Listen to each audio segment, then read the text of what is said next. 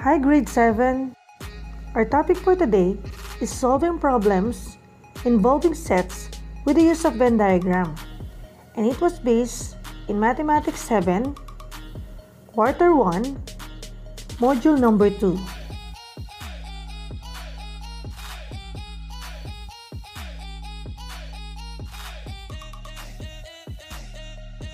The content of this module is from LRMDS Bulacan. Thank you and congratulations to the development team of this module. Credits to the author, language reviewer, content editor, illustrator, and layout artists of this module. Hi math lovers!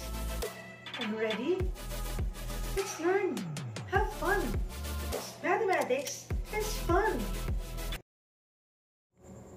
What I need to know.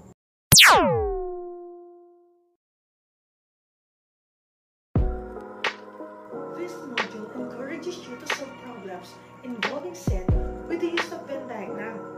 Various activities are provided for you to meet target skills.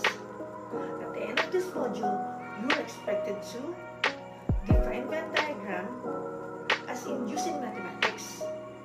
Use Venn diagram to write a set notation formula.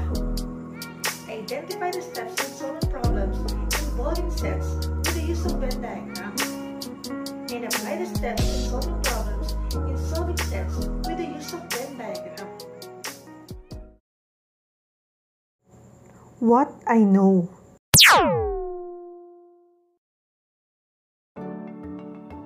Turn your module to page 6.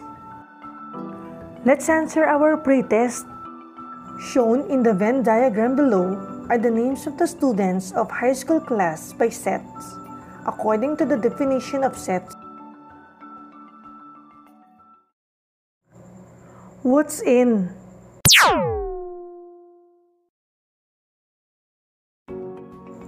Can you guess the name of the person in the picture?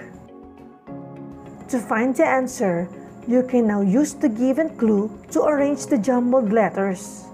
He was an English mathematician, logician, and philosopher noted for introducing the Venn diagram, used in the fields of set theory, probability, logic, statistics, computation math, and computer science. Let's try to guess the person using the jumbled letters.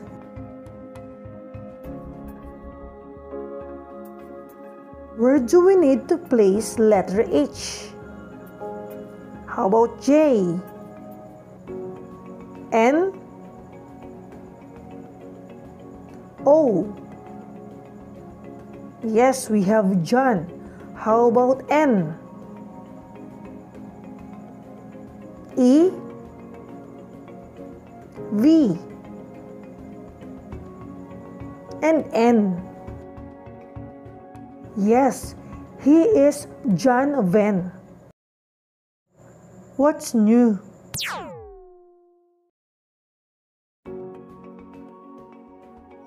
Hi, good day. I'm Venn. And I am Tin. We are here to share with you some knowledge about solving problems involving set with the use of Venn diagram. To start with, do you know the mathematician in the previous activity? Who is he? Yes, you're right. He is John Venn. Just read and understand our lesson. Venn diagrams.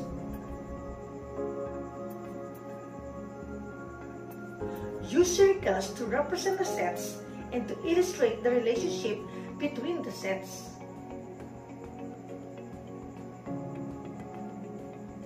The areas where the circle overlap represents commonality between the sets. In mathematics, Venn diagrams are used to analyze known information obtained from surveys, data reports, and tables. Study the Venn diagrams below and their corresponding set notation formula. I have here set A and set B. shaded the part where set A and set B overlap. The shaded region is the intersection of set A and set B.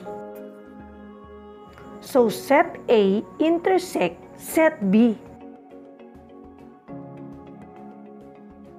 In example number 2, again we have set A and set B. Shaded the whole part of set A and set B. The shaded region is the union of set A and set B. So in this figure, we can say that set A union set B. In our given example number 3, we have set A. Shaded is the outer part of set A. The shaded region does not include any elements of set A. The shaded part is not a part of set A, so this is A prime or complementary of set A, or these are the elements that does not belong to set A. So let's have example number 4. We have set A and set B that are both shaded, and this shaded part is not a part of set A and set B. The shaded region does not include any elements of set A and set B. So this is A union B prime, or the complement of A union B, or this yellow shaded part is not a part of set A and set B. Let's have our last example. This is set A and set B. The shaded part is the intersection of set A and set B. This yellow part does not have the intersection of set A and set B.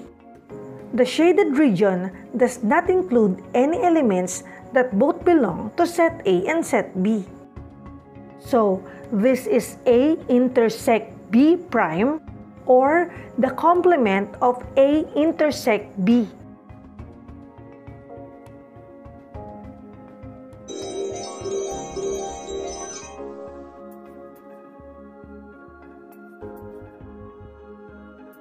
Now, let's have activity number 1. Write a set notation formula to describe the shaded region. Let's have example number 1. Now, what is the set notation formula for that shaded region?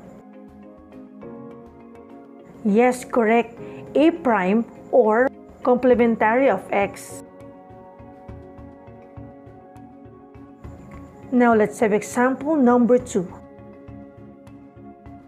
Look at the figure. Now, give me the set notation formula of the shaded region. Correct. That is X union Y prime, or complementary of X union Y, or these are the elements that you cannot find in both set X and Y. Let's have example number 3. Again, look at the illustration. Give the set notation formula for that shaded part. Yes, that is X intersect Y, or the elements that are common in both set X and Y.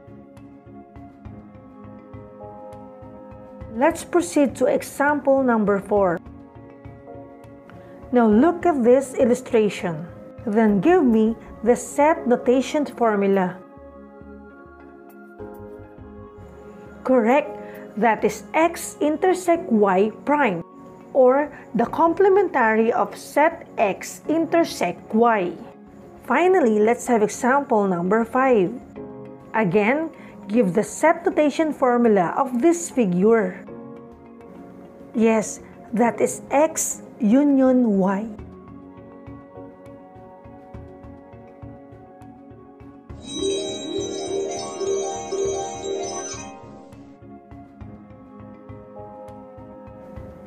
Let's try activity number 2. Use pencil to shade the region in the Venn diagram that is described by the set notation formula. Let's have example number 1. Given is set M union set N, or M union N.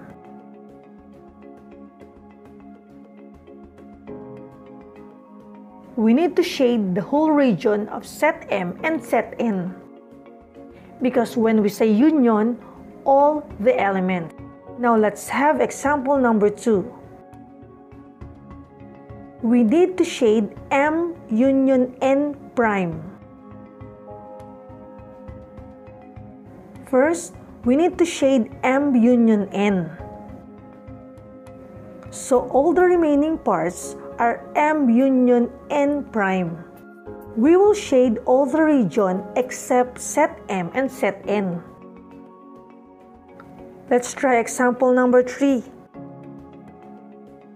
Given that set M intersect set N and intersect set O. So what must be the shaded part? Yes, correct. Because that is the part where set M, set N, and set O overlap. Now let's proceed to example number 4. We need to shade M prime. Yes, correct. That shaded part does not belong set M. Now let's try number 5. Now let's shade M intersect N prime. First, let's identify the intersection. Now, all the remaining parts must be shaded because this is the part that does not belong to the intersection of set M and set N. What is it? For our lesson proper, I will discuss with you the Venn diagram in problem solving. In solving problems involving sets with the use of Venn diagram, different steps must be followed. These are step 1, given. We have to identify the given. Step 2, sets. Identify the number of sets to be used. Step 3, draw. Draw the Venn diagram using the given data. And step 4, answer. We need to answer the following questions. Let's have example number 1. A class of 38 students from grade 7 were surveyed and asked if they have cats or dogs at home. 10 students said that they have a dog only. 8 students said that they have a cat only. 14 students said that they have both cat and dog. 6 students said that they don't have either cat or dog. Let's try to answer the following questions. How many students have a dog? How many students have a cat? How many students have both cat and dog? How many students don't have either cat or dog? Now let's try to solve this example number 1. For step 1, we have to identify the given. 38, the total number of students from grade 7. 10 students who have a dog. We have 8 students who have a cat. We have 14 students who have both dogs and cats. And we have 6 students who don't have cat or dogs. For step 2, we have to identify the sets to be used. There are 2 sets specified in this problem. First, the dog, and the second one is the cat. For step 3, draw the Venn diagram using the given data. We have 10 for dog, 8 for cat, and 14 for both cat and dog. Now let's proceed to step number 4. Answer the following questions. How many students have dog?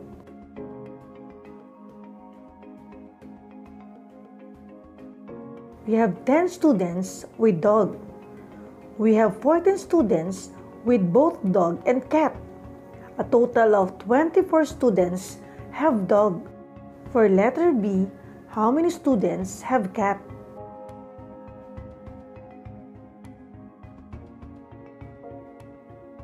We have 8 students with cat, 14 students with both dog and cat, a total of 22 students that have cat. For letter C, how many students have both cat and dog? Yes, we have 14 students with both dog and cat. For letter D, how many students don't have either cat or dog? Yes, we have 16 students without dog and cat. Now let's proceed to example number 2. 120 coffee drinkers were asked whether they use cream or sugar in their coffee.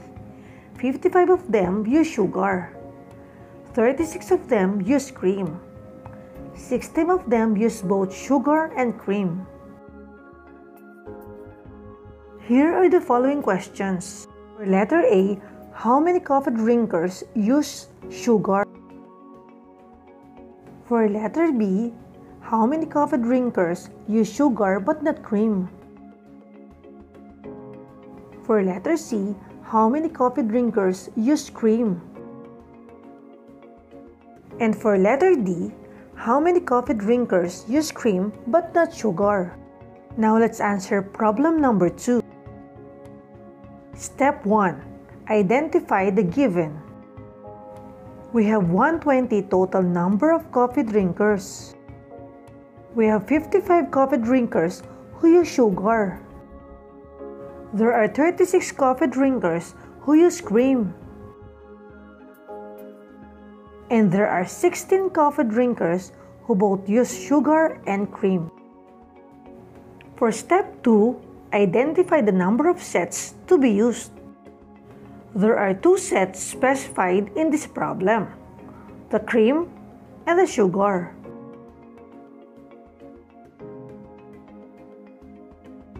For step 3, draw the Venn diagram using the given data. In our illustration, we have 36 who use cream, 55 who use sugar, and 16 who both use cream and sugar. Step 4, let's answer the following questions. For letter A, how many coffee drinkers use sugar? We have 55 coffee drinkers use sugar. We have 36 coffee drinkers use both sugar and cream. We have a total of 71 coffee drinkers who use sugar. For letter B, how many coffee drinkers use sugar but not cream? Yes, we have 55 coffee drinkers who use sugar but not cream. For letter C, how many coffee drinkers use cream? We have 36 coffee drinkers use cream. 16 coffee drinkers use both sugar and cream. A total of 52 coffee drinkers who use cream. For letter D, how many coffee drinkers use cream but not sugar? We have 16 coffee drinkers use cream but not sugar. Are you ready to answer your module? Good luck! What's more? Let's answer independent activity number 1. Turn your module to page 11. A group of students were asked in which subject they excel more, English or mathematics. The result can be seen in the given Venn diagram. Use the information in the Venn diagram to tell whether each statement is true or false. Write the answer on the space provided. Let's answer independent assessment number 1. Turn your module to page 11. A number of students in a class who take algebra and geometry classes were shown in the given Venn diagram. Use the information in the Venn diagram to tell whether the statement is true or false. Write the answer on the space provided.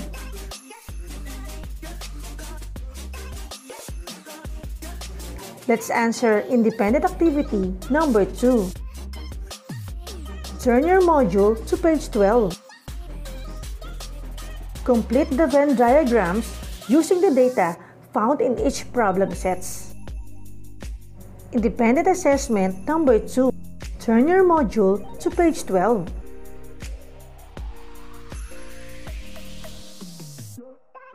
Draw a Venn diagram using the data found in each problem sets. Independent activity number 3. Again, turn your module to page 12. We ask 190 game fanatics whether they like the classic Pac-Man or Super Mario. 70 gamers like Pac-Man. 50 of them both like Pac-Man and Super Mario.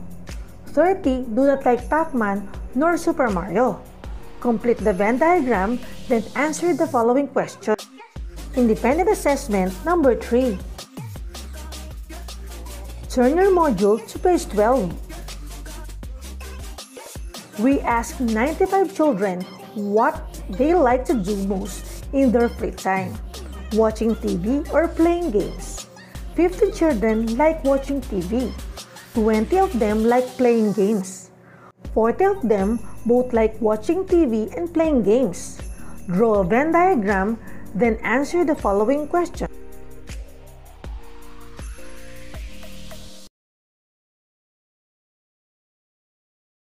What I have learned.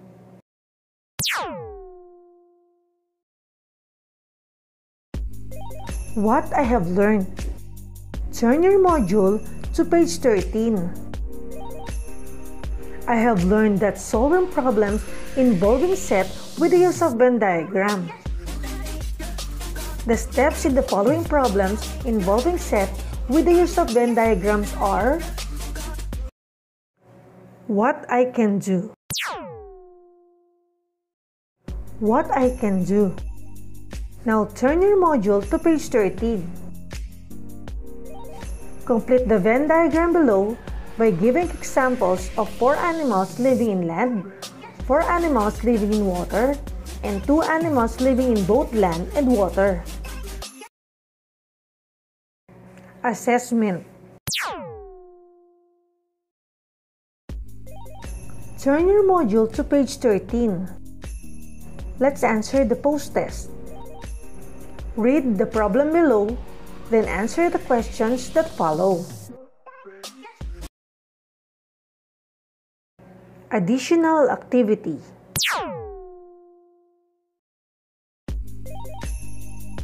For additional activity, turn your module to page 13.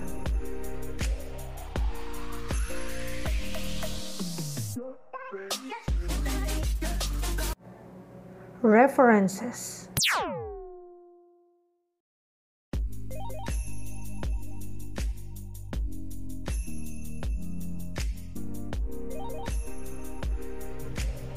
Study time! It's time for you to answer your module. Thanks for watching. Good luck!